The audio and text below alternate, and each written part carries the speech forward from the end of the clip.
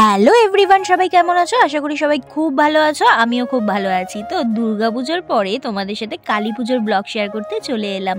ভাবলাম দুর্গাপুজোর ব্লগগুলো শেয়ার করেছে, কালী পুজোরটা করবো না, তাই কখনো হয়? তো ওই দিন আমরা চলে গেছিলাম শিলপাড়ার ৭৫-এ পরিষের শান্তি সঙ্গের বলির কথা বলির থিমের প্যান্ডেলটা দেখার জন্য।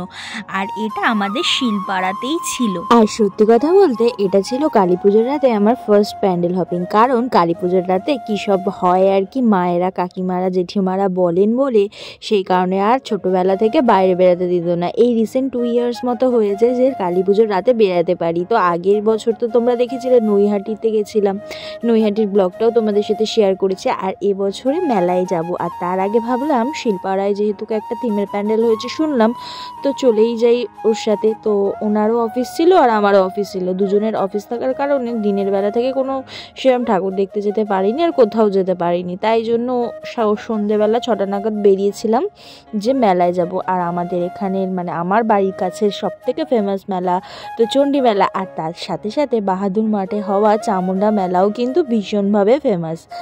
তো দেখে নাও মায়ের মুখটা ভীষণ সুন্দর লাগছিল।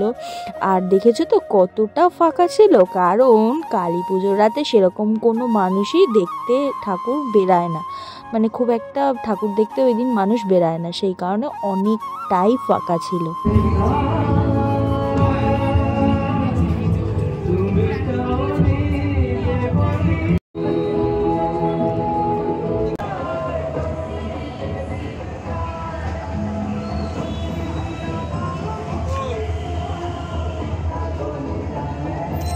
দেখতে পাচ্ছ কত পুরস্কার, কত মেডেল, প্রতি বছর এখানে যা পুরস্কার পাওয়া হয় সেটা কি সুন্দরভাবে সাজানো রয়েছে। আর আমার জানা তো এটা ফার্স্ট টাইমই ছিল এরকম এখানে প্যান্ডেল হয়। সত্যি কথা বলতে কখনো যেহেতু বেরাইনি আর জানিও না, তো এবছর যেহেতু গেছি তাই জানতে পারলাম। তো যাই হোক, দেখো আমরা চামুন্ডা মেলায় যাচ্ছিলাম, আর চামুন্ডা মেলায় যাওয়ার আগে কি দারুণভাবে লাইটিং হয়েছে।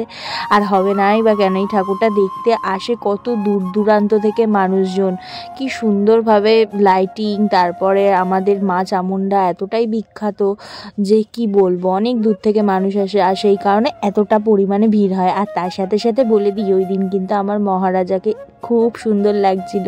ওকে সাদা জিনিস পরলে এতটা সুন্দর লাগে কি বলবো, আমার তো খুব ভালো লাগছিল। তো যাই হোক, দেখতে পেলে কত কঙ্কাল এটা ওটা। আর এটা ছিল বাইরের লুকসটা, মানে মা চামুন্ডার প্যান্ডেলটা যেখানটা হয় তার বাইরের দিকটা কি সুন্দরভাবে। সকালবেলা যেহেতু ড্রয়িং কম্পিটিশন ছিল, তো ড্রয়িংয়ের সমস্ত পিকচারগুলো বাইরে টাঙানো ছিল। তারপরে ও হ্যাঁ, আরেকটা কথা তোমাদের তো বলা হয়নি, আমাদের সাথে সাথে সুমিরাও ওই মেলায় এসেছিলো। তো সুমি বললো তোরা এসছিস, দাঁড়া আমরা আসছি।